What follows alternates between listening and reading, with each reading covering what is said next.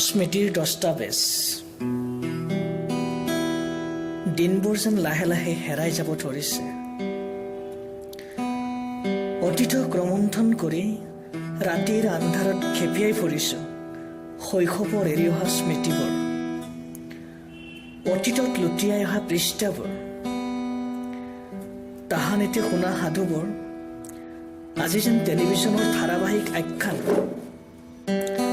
অজান মনত ভাহি থকা কিছু অনুভূতি। ক'ত গ'ল আজি সেই পিতাই এৰি অহা ঘৰবোৰ, শৈশৰে নদন বদন পথাৰবোৰ, খন্তেকীয়া জিৰণিৰ বাবে সজা আকাশ দেখা সেই পজাবোৰ।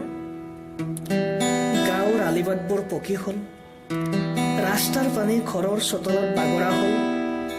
চাইকেলৰ সলনি মটৰ চাইকেল, গৰুৰ সলনি ট্ৰেক্টৰে হাল বোৱা হ'ল। শৈশৱত খেলিবলৈ লোৱা বিদ্যালয়ৰ চৌহদখন আজি যেন সলনি হ'ল মোবাইল ফোনটোৰ স্ক্ৰীণখনলৈ। ক্ৰমাৎ হেৰাই যাব ধৰিছে শৈশৱত পঢ়াৰ টেবুলত বহিবলৈ ধৰোঁতে মনলৈ অহা তাহানিৰ সেই সাধুবোৰ, মাৰ হাতৰ সোৱাদবোৰ, পিতাই এৰি যোৱা সম্পদবোৰ।